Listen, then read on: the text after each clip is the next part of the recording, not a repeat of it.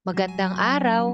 Ngayon ay tatalakayin natin ang kwentong Ang Diyos na Walang Kamay, Part 2. Sa simula, puro lang kadiliman at kaguluhan ang kalawakan. Sinabi ng Diyos, magkaroon ng liwanag at nagkaroon ng liwanag.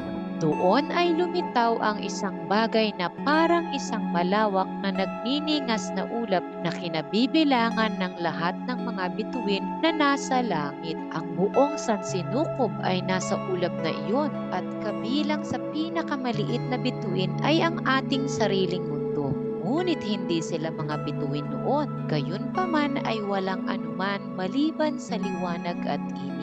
Napakatindi ng init at ang lahat ng mga sangkap na alam natin, bakal, ginto, lupa, bato, tubig, ay umiiral bilang mga gas.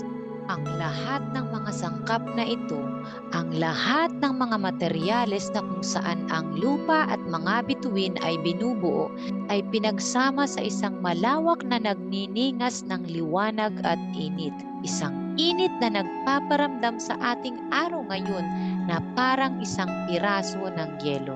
Ang nagngangalit na nagniningas ng ulap ng kalawakan ay gumalaw sa kalawakan ng nagyeyelong espasyo. Ang nagniningas na masa ay hindi hihigit sa isang patak ng tubig sa karagatan ng kalawakan. Ngunit ang patak na iyon ay naglalaman ng mundo at lahat ng mga bituin. Habang ang ulap ng liwanag at init na ito ay gumagalaw sa walang laman na kalawakan, ang maliliit na patak ay nahulog mula rito. Kung iuugoy mo ang tubig mula sa isang baso, ang ilan sa mga ito ay magkakadikit at ang iba ay mabibiyak sa magkakahiwalay na patak.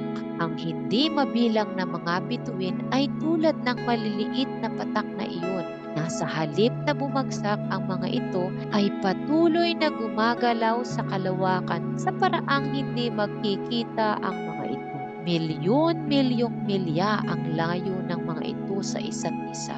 Sa katunayan, ang ilang mga bituin ay napakalayo mula sa atin na nangangailangan ng milyong-milyong taon bago makarating sa atin ang kanilang liwanag. Alam mo ba kung gaano kabilis ang liwanag? Hindi! Mas mabilis. Naglalakbay ito ng 186,000 milya, hindi bawat oras, ngunit bawat segundo. Isipin mo kung gaano kabilis iyon. Nangangahulugan ito na sa isang segundo, ang liwanag ay maaaring maglakbay ng 7 beses sa buong mundo. Alam mo ba kung gaano kalaki ang mundo? Kung patuloy magmamaneho ng 100 milya bawat oras sa buong araw at buong gabi ng walang tigil, aabutin tayo ng higit sa 10 araw upang maabot ang distansyang iyon. Ngunit magagawa ito ng liwanag ng 7 beses sa isang segundo. Palagutukin mo ang iyong mga daliri at 7 beses na itong umikot sa mundo. Kaya maaari mong isipin kung gaano kalayo ang ilan sa mga bituin na ito mula sa atin na kailangan ng kanilang liwanag ng 1,000,000 taon upang maabot tayo.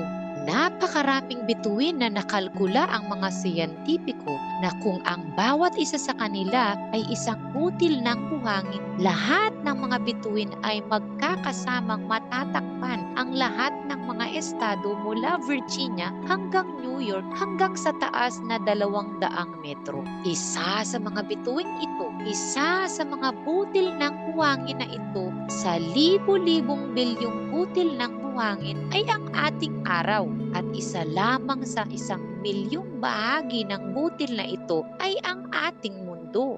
Ang araw ay hindi mukhang napakalaki, ngunit iyon ay dahil ito ay napakalayo sa atin. Ang liwanag mula dito ay tumatagal sa humigit kumulang 8 minuto upang makarating sa atin. At kung tayo ay maglalakbay sa parehong distansya sa 100 milya bawat oras, aabutin tayo ng higit sa 106 na taon upang maabot ang araw.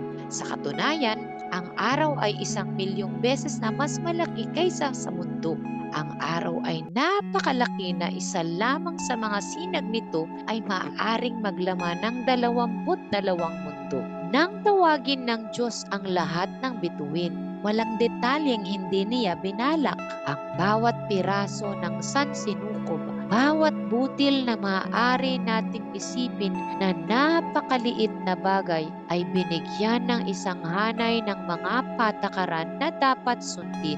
Sa maliit na butil na parang pusok na makikilala bilang liwanag at init na gumagalaw sa napakabilis na bilis, sinabi niya, "Sa inyong paglamig, kayo ay magsasama-sama at magiging maliit."